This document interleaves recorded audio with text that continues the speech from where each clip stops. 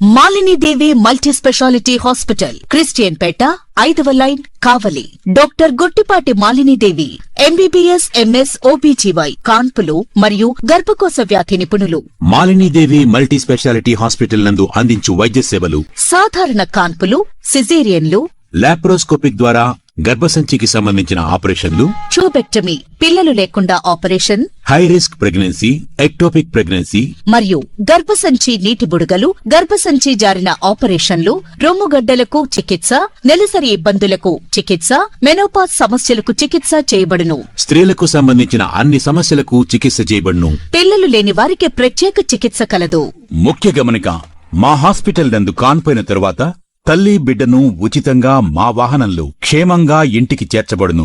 మా హాస్పిటల్స్ ప్రత్యేకతలు: ICU, lab, AC and non AC rooms, 24 గంటలు మెడికల్ షాప్, ప్రతి రూమ్ నందు వేడి నీటి సదుపాయం కలదు.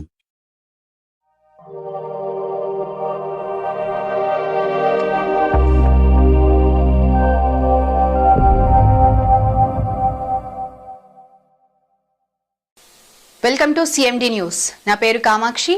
ముందుగా నేటి వార్తా విశేషాలు.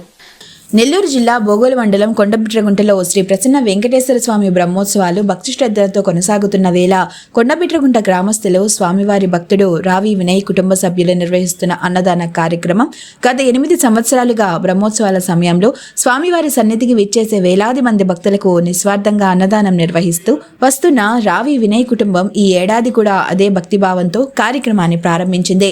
శుక్రవారం స్వామివారి సన్నిధిలో ఆలయ అధికారి అరవ రాధాకృష్ణ, గుంటుపల్లి రాజకుమార్ చౌదరి, కోటారెడ్డి మరియు రావి వినయ్ కుటుంబ సభ్యుల చేతుల మీదుగా అన్నదాన కార్యక్రమాన్ని ప్రారంభించారు. ఈ కార్యక్రమంలో భక్తులు పెద్ద సంఖ్యలో పాల్గొన్నారు. ఈ సందర్భంగా రావి వినయ్ మాట్లాడుతూ, ఈ రోజు నుంచి మార్చి 5వ తేదీ వరకు బ్రహ్మోత్సవాల కాలమంతా భక్తులకు ప్రతిరోజు అన్నప్రసాదం వితరణ నిర్వహిస్తామని తెలిపారు. స్వామివారి కృపతో ఈ సేవ కొనసాగుతుందని, భక్తులకు సేవ చేయడం తమ కుటుంబానికి దక్కిన అదృష్టమని భావిస్తున్నామని చెప్పారు. అలాగే ఈ సేవా కార్యక్రమానికి సహకారం అందిస్తున్న కావలి ఎమ్మెల్యే కావ్య కృష్ణారెడ్డికి ప్రత్యేక కృతజ్ఞతలు తెలిపారు. భక్తుల ఆకలి తీర్చడం అనేది స్వామివారికి చేసే మహాసేవగా భావిస్తూ అన్నదానం కొనసాగిస్తున్నట్లు పేర్కొన్నారు.